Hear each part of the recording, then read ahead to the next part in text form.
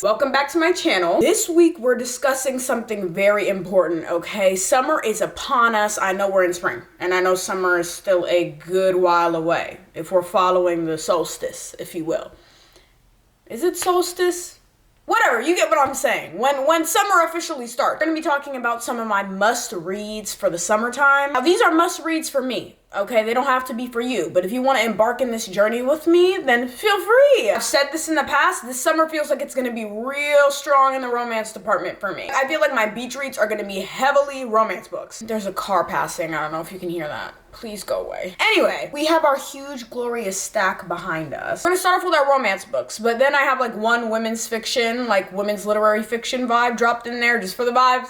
Just for the vibe. And the rest of the books are gonna be fantasy. Some of the fantasy books you may be like, Eden, those are fall reads. I don't really care. I've been meaning to read them for forever, and if they end up falling on the late end of the summer, that's fine with me, but they will get read in the coming months, okay? To kick off the romance segment of this video, we have The Rule Book by Sarah Adams. Now, I have not read a single Sarah Adams book, okay, but I've heard great things. I know they're very limited in the spice department, like they are not known for that. I heard that this one does include a little bit of spice. Not too much, but a little bit. This book follows Nora, and she's a full-time sports agent, but then one day one of her clients ends up being her ex-boyfriend from college, who is a tight end in the NFL. Apparently, my girl broke his heart, and he's not happy about it. So he's using this as an opportunity to kind of get revenge on her, but then one day they wake up after like a wild night in Las Vegas and they're married.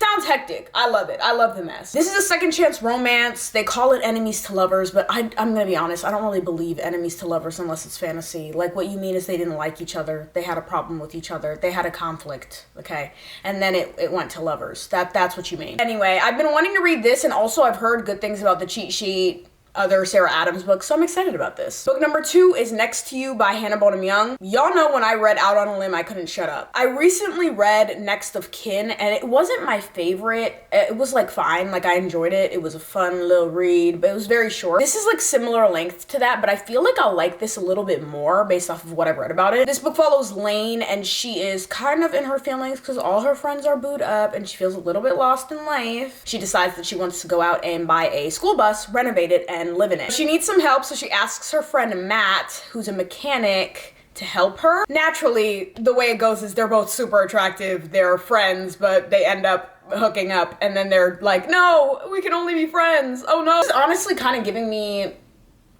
Grumpy Sunshine vibes, which y'all know I don't really like Grumpy Sunshine like that, but I do love Hannah Bonham Young's books, so I have a feeling that I'll really like this. God, what is with the... I've already talked about 2 second chance books in this. Anyway, moving on. The next book is The Partner Plot by Christina Forrest. I think this is the second book in an interconnected standalone series. Yeah, and the next book is actually what I was going to talk about. I was going to talk about the next book. Wait, hold up.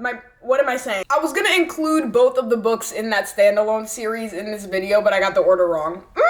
Anyway, oh my god. I didn't even realize this, but both the rule book and the partner plot both have like woke up the next day married in Vegas as a part of their plot, which is crazy. Violet is a celebrity stylist and Xavier is a high school teacher and basketball coach. What is with the cars? They want to scream and whoop and holler today. Please, enough. Violet recently broke things off with her ex-fiance 6 months ago, and then she runs into Xavier, who's her ex-boyfriend from high school. This happened on his birthday trip in Vegas, and naturally one thing leads to another, and somehow they wake up in bed the next day and they got rings on their fingers. Messy, but also kind of crazy how I didn't even realize that the rule book and this have like similar plot lines, but hopefully they're different enough and I will just read them very far apart from each other. The next book is The Neighbor Favor, also by Christina Forrest. Lily is not having a good life, okay? She is feeling very inadequate. She feels like her family's not proud of her. She's really struggling. And her only escape is corresponding with her favorite fantasy author through emails. And at first it starts real casual, but then it turns into a little bit more. But then, gasp, he ghosts her. What? And then she's in her feelings again. And then she's like, I'm not gonna wait around for anybody. I'm gonna take matters into my own hands and I need a date for my sister's wedding. So she enlists the help of her next door neighbor. Hey. His name is Nick. What she doesn't know is that Nick is the author she was talking to. Yeah. This is connected to the partner plot because the two FMCs are sisters. Next, we have Love and Other Words by Christina Lauren. You know what's crazy? I didn't know that Christina Lauren was two different people. Apparently, they combined their two first names and made it one name. So two people wrote this book. In case you didn't know that, the more you know. Macy is a pediatric resident, and she kind of has her life all figured out. She's like planning her wedding to this like older, rich guy. She's not really one to believe in true love and whatnot. Then one day she runs into her first and only love, Elliot Petropoulos. Is that how you pronounce that?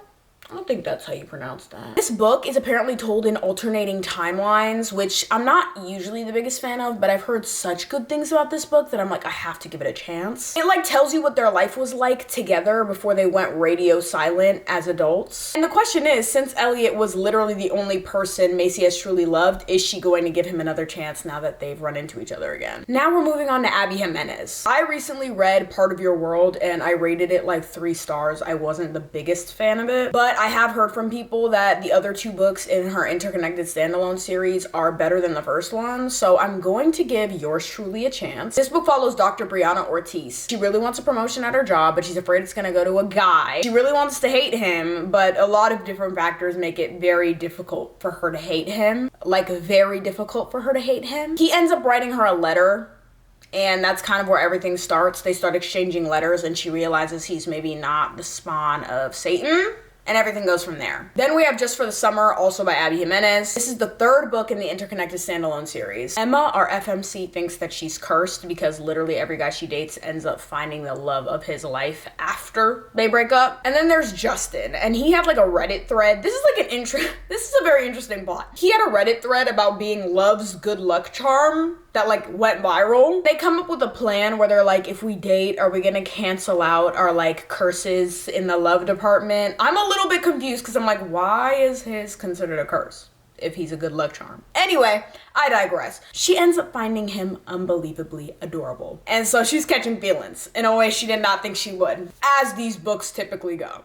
That completes our romance segment of the video. Now moving on to the one women's literary fiction book. This book is actually an arc, but it does come out in June, so classified as a summer read. This is a coming-of-age story that follows the rise of a pop star named Amber Young. It's set in 1997, and basically Amber gets the once-in-a-lifetime opportunity to audition for a girl group called Cloud9. This is her chance to escape her small town and move to Los Angeles, follow her dreams, but she later learns that may not be what dreams are made of. And it basically follows her struggles of being subjected to public opinion constantly, seeing what fame is truly like, and going through self-discovery in the spotlight. Now we're moving on to our fantasy books. First up, we have This Is How You Lose a Time War by Amal El Motar and Max Gladstone. This book is actually very difficult for me to explain. It technically classifies more as sci-fi than fantasy. I put this first because this is also technically a love story, but it's more sci-fi than it is a love story, from what I understand. 2 main characters are named Red and Blue, and I don't know if they're people, I don't know what they are, I don't know if they're just concepts, I have no clue. This book is set in a dying world, and randomly one day, Red gets a letter that says burn before reading, and that's the beginning of a correspondence between Red and Blue, and they're on opposite ends of this like battle. Apparently they're 2 rival agents in a war that stretches through the vast reaches of time and space.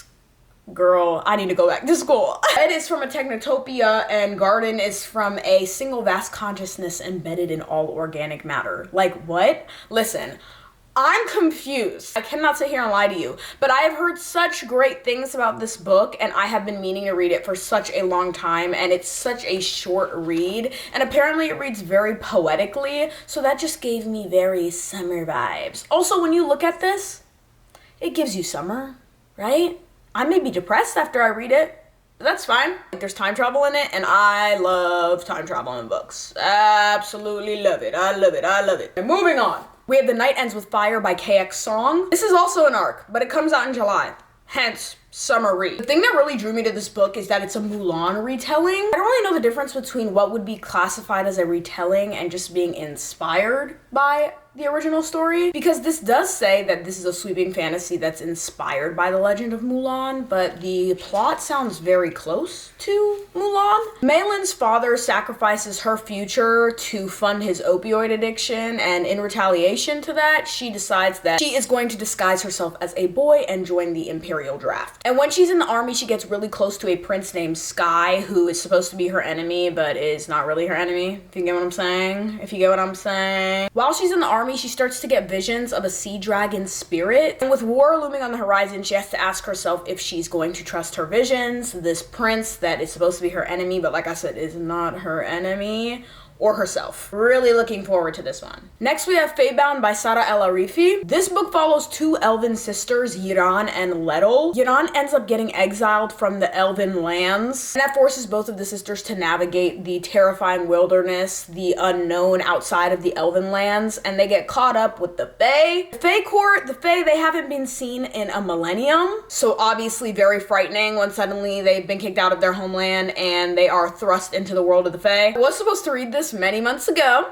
never got to it, so now it's a summer read, period. Now we have the elements of Cadence duology. This includes A River Enchanted and A Fire Endless by Rebecca Ross. This duology starts off with two childhood enemies named Jack and Adara, and they have to team up to find out why girls are randomly going missing from their clan. And I'm gonna be so real with you because I have not read this yet. I'm not even gonna bother to look at the description on the back of this one because I really don't want it to get spoiled. Like, I don't mind knowing the beginning, but if I read the back of this, I'm gonna know what happens in this, and I don't want that at all. So this, and then this is a continuation of it. Now, I know y'all are gonna be like, Eden, there's no way you haven't read this already.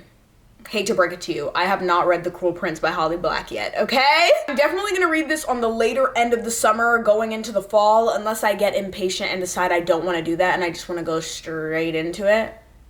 And I may do that. I'm not even gonna bother to talk about what this book is about because I know that this has been popular on TikTok for so long and probably everyone knows what this book is about. And I don't wanna waste my breath. But just know, I'm gonna be a Cruel Prince girl. I'm gonna try it out, okay? Because I am a sucker for YA fantasy books. I had the self-control and did not buy the other two books in the trilogy because I have not read the first one and I don't know if I'm gonna like it. And I need to get better at doing that because I will straight up, there is literally an example right here, but I will buy the whole series before I know I like the first book. Anyway, that takes us into our final book, series, whatever you want to call it. I have already read Carval by Stephanie Garber, but I haven't read the last two books, which are Legendary and Finale. These are probably going to be first up on the list just because I've already read the first one and I just need to get to finishing the second and third. And I read the first one like probably like 2 months ago, and I don't like there being too much time between books when I'm reading a series, so I definitely need to get into this, and hopefully at some point I will literally start Once Upon a Broken Heart because that's the whole reason I bought this series. I wanted to read Once Upon a Broken Heart.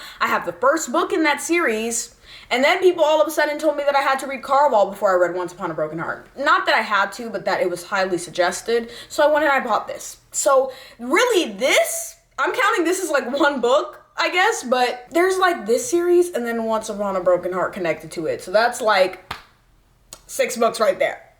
Anyway, you get the picture. Also a ridiculously popular TikTok book, so I feel like I don't need to tell you guys what it's about. Like, maybe I'm just being lazy. But I feel like it's so popular that you've probably read it already or you've heard about it. I feel like that's like me explaining the plot of Twilight to you. Like, girl, you know what Twilight's about. Oh god, I'm trying to stack these. Oh my god, there are so many books in my lap right now. This video is gonna say 18 books that are must-reads for the summer, but I don't even know if it's 18 books. I think it is, so we're gonna go with that. Anyway, I'm very excited. I have a lot of books to read this summer. Hopefully I get to all of them, but there will probably, guys, in full transparency, there will be books that I pick up that will probably not be these books, and that's okay because I'm a mood reader at my core. Thank you for watching, and I'll see you guys in the next video. Bye.